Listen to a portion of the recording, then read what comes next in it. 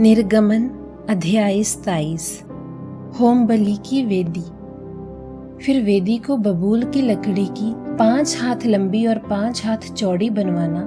वेदी चौकोर हो और उसकी ऊंचाई 3 हाथ की हो और उसके चारों कोनों पर 4 सींग बनवाना।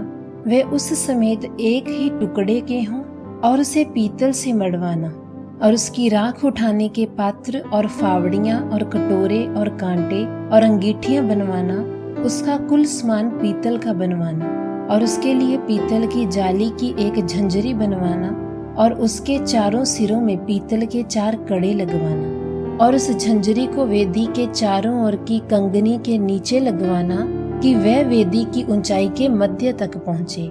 और वेदी के लिए बबूल की लकड़ी के डंडे बनवाना और उन्हें पीतल से मढ़वाना और डंडे कड़ों में डाले जाएं कि जब जब वेदी उठाई जाए वे उसकी दोनों अलंगों पर रहें। वेदी को तख्तों से खोखली बनवाना, जैसी वह इस पर्वत पर तुझे दिखाई गई है वैसी ही बनाई जाए।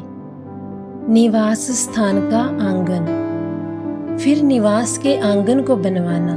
उसके दक्षिण की ओर के लिए बटी हुई सूक्ष्म सनी के कपड़े के पर्दे हों। उसकी लंबाई 100 हाथ की हो, एक किनारे पर इतना ही हो। और उनके लिए 20 खंभे बने और इनके लिए पीतल की 20 कुर्सियां बने और खंभों के कुंडे और उनकी पट्टियां चांदी की हों।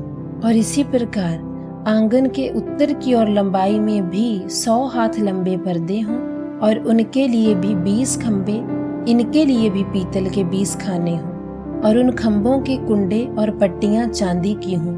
फिर आंगन की चौड़ाई में पश्चिम की ओर 50 हाथ के पर्दे हों, उनके लिए खंभे 10 और खाने भी 10 हों। पूरब की ओर आंगन की चौड़ाई 50 हाथ की हो। आंगन के द्वार की 1 और 15 हाथ के पर्दे हों और उनके लिए खंभे 3 और खाने 3 हों। और दूसरी ओर भी 15 हाथ के पर्दे हों, उनके भी खंभे 3 और खाने 3 हों। और आंगन के द्वार के लिए एक पर्दा बनवाना जो नीले, बैंगनी और लाल रंग के कपड़े और बटी हुई सूक्ष्म सनी के कपड़े का कामदार बना हुआ 20 हाथ का हो। उसके लिए खंभे 4 और खाने भी 4 हों। आंगन के चारों ओर के सब खंभे चांदी की पट्टियों से जुड़े हुए हों, उनके कुंडे चांदी के और खाने पीतल के हों। आंगन की लंबाई 100 हाथ की और उसकी चौड़ाई 50 हाथ की और उसके कनात की ऊंचाई 5 हाथ की हो।